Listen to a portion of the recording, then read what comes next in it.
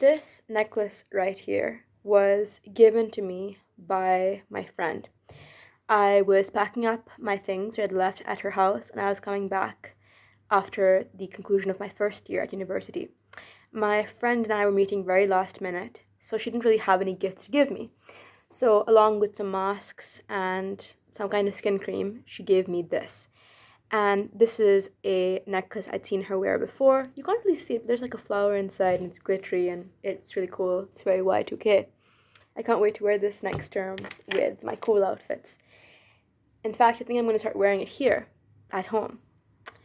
I'm going to start wearing it here at home, even though usually when I come back home, I don't really put much of an effort into my appearance.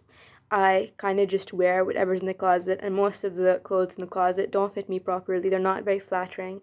And when I wash my hair, it's kind of like washing meat or a vegetable. I'm clean and my teeth are brushed and I smell good, but I don't feel like sexy. I don't feel beautiful. I don't feel like I have been renewed. I just kind of feel like I was tossed into the washing machine. And actually, the washing machine would be a very comforting place to be tossed in because there's a freshness and newness to clothes that have emerged from the washing machine. No, it feels like I have been tossed into the dishwasher, and dishwasher dishes smell like grief. So that's how I feel after I've taken a bath. I feel very tired. Today I took a bath, and halfway through the bath, I was so tired because I wasn't really bathing. I was just pouring hot water over my head, like boiling a chicken. And then I was so tired from that activity that I took a nap between my shower, and then I went back and finished the shower. I haven't blow dried my hair either, and at university, I'm completely different. I have like changed my outfits multiple times. I do my makeup, I blow dry my hair. I watch what I eat throughout the day, depending on what I'm wearing sometimes. And I say all these things because I'm working on not having such a wide gap between who I present at university and who I present at home. I want to be guided by basically the same values. And I think that one thing that I want to take advantage of now that I'm home is the simplicity. I am not surrounded by people whose opinions I care about very much, like in terms of what I wear. So this means that a lot of the mental energy I expend on the thoughts of other people, which I measure by dressing up or speaking a certain way, a lot of those activities that take up so much energy, I don't have to expend on at all. This is time to like grow. This is training time to get ready for that grand performance of university. But it doesn't mean that this has to be unhappy. And one reason why I feel like I have to make such an effort in terms of how I dress at university, one of the reasons is because I want everybody to like me. I want everybody who sees me, whether that's someone who bumps into me on the street or the people at societies, the people who sit next to me in lectures and tutorials, I want them to look at me and think, wow, I'm in love with her. She is the most beautiful woman I have ever seen. I want them to turn their heads when they see me walking down the street. And a lot of the validation I want, I do receive. I dress really well. People will ask me, where is this thing from? Or where's that thing from? Or I really like your outfit. And maybe that has to do with the kind of clothes I wear. I wear very flattering and revealing clothes at university, and I dress very over the top, kind of. I dress like a fashionista. I like that, A few years ago, my style was very much graphic T-shirts and pants. It was to do with color and media, but now it's more to do with being a very ambitious and audacious woman. Like, I dress a little bit at university like Anne Hathaway in Devil Wears Prada after she, like, learns fashion. And I don't feel supported at university. So this is one of the reasons I feel supported by myself. When I put myself together in this way, I feel like I'm walking beside myself a little bit. I feel like there's this beautiful woman next to me. And as everybody knows, when you have a beautiful woman next to you, you are encouraged. It's a bit of a status symbol. It's like it kind of legitimizes you in whatever space you enter. I imagine myself from the perspective of a gentleman here saying that, like a guy, when you have a beautiful woman on your arm, what that would feel like. And that's what I feel like when I dress really well. And that makes me feel supported. It would be hard for me to feel that way, perhaps, if I didn't dress that way, and if I just went to the societies and things like with no makeup, with just like regular sweatshirt and jeans, I wonder if I would feel that encouraged. I don't think so. I almost wonder if the reactions I get are people mirroring back to me how I speak, because beginning of term I first started making effort to like dress well last term, second term that is, and as I did this, people started treating me better, and I thought, wow, I'm getting a lot of attention from men, from girls my age, from all sorts of people. And now I look back on some of those dresses and I'm like, oh, that's a nice outfit, but it's not as good as how I wear now. I just keep dressing better and better. So when I look back at this early attempts, I think, oh, that's an okay outfit. That's not like crazy. I've worn way nicer outfits now. That was just like a starting point. And so I think that perhaps it has to do with how I feel about myself, because when I feel like my outfit is really good, I kind of stop caring about social norms. A lot of the ways I dress are very feminine at university. They're very flattering. And sometimes when I'm wearing a simple outfit, if the colors look good together and it's flattering, that's enough for me. But I've also realized if I find outfit to be like really cool, it kind of doesn't matter what everybody else thinks about it. Like, it doesn't matter whether the people at my university understand it or not. If I think it's really cool, it doesn't really much matter to me. In fact, I've started taking the rejection of certain groups of people as a very encouraging sign. When other people reject me, I have started to feel like they are voting yes for me in the kind of person that I want to be. In the same way that when you become like your role models, perhaps, or some of your friends, they will cheer you on, and their appreciation and admiration is the greatest sign that you could get that you're going in the right direction. In the same way that that's true, the opposite is also true. When people you do not like reject you, that is a very good sign that you're going to be the kind of person you want to be. When a loser or an obnoxious person says he does not want to go out with you anymore, if you do not admire him, that's a good enough sign. Like, you're not going to become him. If you go to the conservative society and no one no one votes for you for editor of the newspaper, um, it's a good sign, because a lot of people in the conservative society are very mean and boring. So it's a good sign that you're not going to be like them. In fact, if they all voted for you, well, perhaps it would indicate that you have universal appeal and charm. But it would also perhaps indicate that you might be going in a direction that is not desirable to who you want to be. It's kind of like you are your friends, right? You are the people you surround yourself by. I bring all of this up because I think that getting support from other people feels really validating and cool. And I think that it might be worth not giving them too much credence. We give people importance in our lives because they are our parents, or we think that their face is beautiful, or they just happen to live across from us in like our hall, in our accommodation. These are the dubious metrics which determine whose opinions surround us, what opinions we're exposed to. And I think that we have the chance to expose ourselves to more opinions, to undertake the raising of ourselves on our own, to take hold of our socialization experience. I do this by reading lots of books and exposing myself to interesting thinkers, thoughtful people, sensitive people, kind people, people with interesting ideas who've perhaps lived their life in a way that is different from most people in real life, most people I know, most people generally. And they've managed to create an extraordinary life for themselves in the process, and they have achieved like peace. And I don't remember which writer it was who said this, but I saw her quote on Instagram, and she said that this is the most important thing I will ever say, and that is that art is the only way to be sane. And I completely agree. I've been thinking about art as like sanity's like thing, because I think we have this vision of the eccentric artist and the artist like verging on madness in when they create like great art and stuff. But art is also very like it spiritually gratifies you, the creation of art. And I was thinking also about how when you don't have a creative outlet, you can become an insufferable person, according to this old lady on Instagram as well. And I completely agree. I think that artistic outlets are important, and that's one of the reasons why I really want to make an effort this month to like read more books and post videos on YouTube and write more in my journal and take on writing projects and be more ambitious. And all that stuff is really, really important to me. Writing and thinking and putting all of it together in a way that I understand.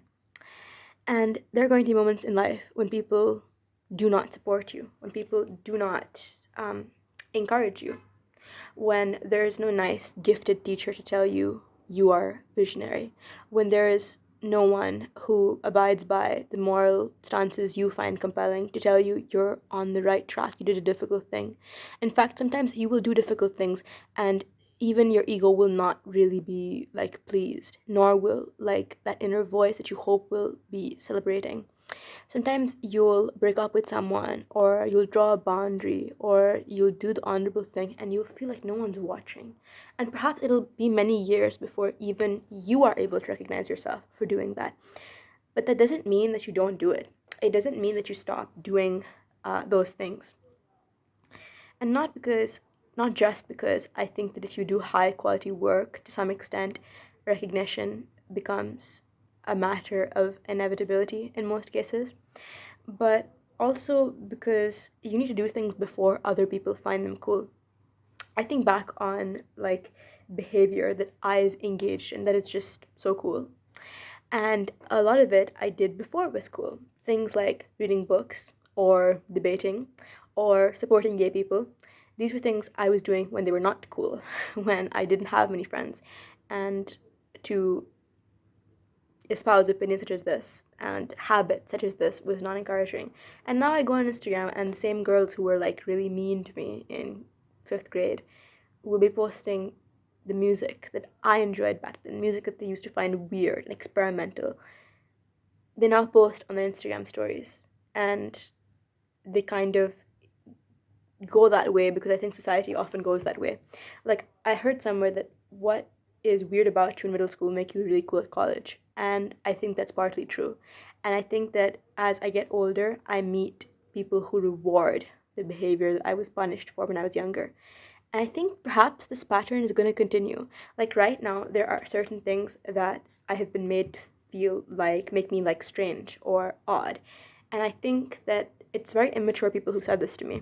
So perhaps the same fifth grade theory applies here as well. Perhaps as I get older, I will just meet people who are more sensitive and interesting and understanding.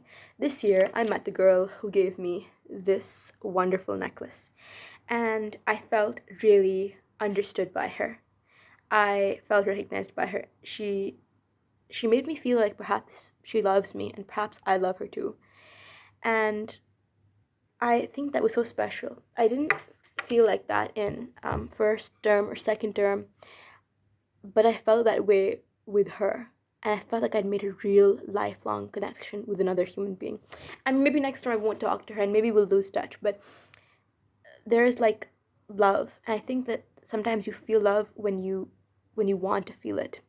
And I think she's someone who like wants to feel love, but she's not like the guy I was with who wanted to feel moved by things, so he would like, you know, do the visualization and the aestheticization of what it looks like to be moved by something. That is, you know, putting up pictures or, you know, smiling or acting like you're in a movie. No, I mean, this girl was, it seems like to me, really interested in love as a proper process, like real dirty hard work.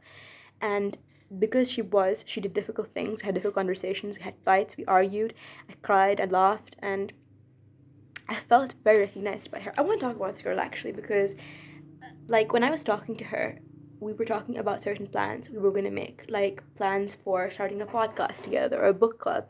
And for the first time, I looked at someone else, in a long time perhaps, and I looked at someone else and I saw a spark in their eyes which mirrored my own.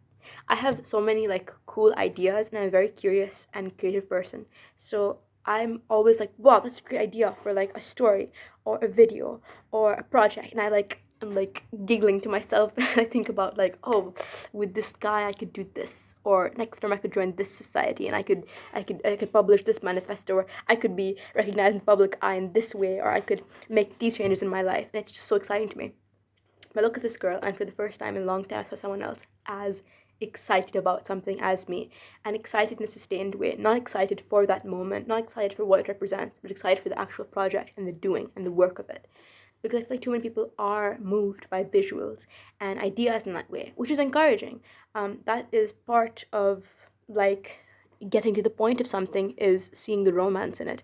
But beyond the romance, there's real work, and that's what is like spiritually moving.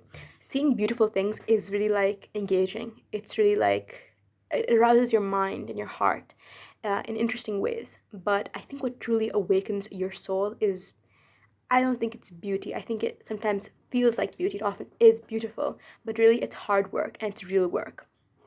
And I want to make an effort to do like hard, real work. For example, I want to finish watching Mishima, A Life in Four Chapters. I want to clean my room because it seems like a really scary thing to do and really difficult thing to do. I want to start preparing for my exam, and I want to start dealing with a bunch of questions. In this book, I wrote down a bunch of shadow work prompts that I want to get to. For example, how do I view myself as a friend, student, daughter, sister, dancer, person, writer, and stranger, mannerisms, appearances, etc.? What are silly things I'm doing to ruin my life right now? Am I okay being loved like this for the rest of my life? What am I jealous of? Physically, in my body, where do I hold shame, fear, pride, confidence, laughter, excitement, desire, and grief? I realized that the guy I'm seeing was not emotionally engaging with me. And I think, like, I'm realizing the more I think about it, he's missing out, because emotional engagement is so exciting. When I was younger, I would watch videos of Anna Akana, and I would watch like different sort of like self-improvement channels. I was very much focused on what Sontag calls the self as a project. And I think that a lot of this was, I wanted to get along with the girls at my school. I wanted them to like me. So having a new purse or something was really important. But this, like writing about how I'm feeling and engaging with these big questions, when I've been able to have like sustained growth in my life, it's been by writing. When I broke up with my first boyfriend, I cultivated self respect in a very sustainable way. So sustainable that I still have that like skeletal architecture in my like self today. That's what's made this breakup with this guy not that bad. Like that's what allowed me to have perspective. That's what's like that's why I'm not crying and I'm not like disconsolate. And um I was able to see early on that he's not the one, he's not the real deal, and like a bunch of things. And why I was able to cultivate perspective and draw boundaries sometimes. And um I don't know, in a number of really positive ways, having that structure in place has helped me, and perhaps also saved me. And I wouldn't have that structure if I hadn't done all that writing, which was really engaging stuff, but often very difficult. I remember I would be overthinking and then I would just keep writing, keep writing. My hand would be tired, but I'd keep writing. And I felt like such clarity, and I felt it all like coming rushing into my life. I remember a pile of novels, Dostoevsky's Brothers Karamazov at the top, hadn't finished it, but I was excited to start that. I had a journal I was writing in, and I started to feel music again. And I say all of this stuff to basically just say that other people's rejection is often the path to your acceptance. After breaking up with the guy that I was seeing in first term, I was able to start dressing differently. I was able to gain perspective over different things. Now I think about that guy in his friend group. It mattered so much. Like all these like random people, Josh and Abby. Like it mattered what they thought.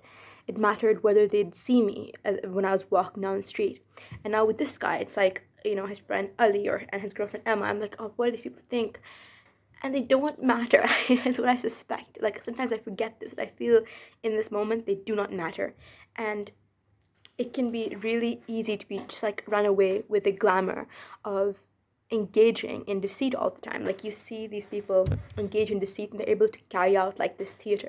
But I think of the theater that I really like, and it's often not that which is like really glitzy and like glamorous. It's like Eugene O'Neill's Long Day's Journey to Night. That is so emotional. It articulated my family and my personal struggles and all these things such a cool way, and I felt so seen by it. The same goes with my friend who gave me this necklace. She wasn't like lying. She like gave me something true, and she showed up when she was supposed to show up, and she did the honest real work. And like that stuff really really matters.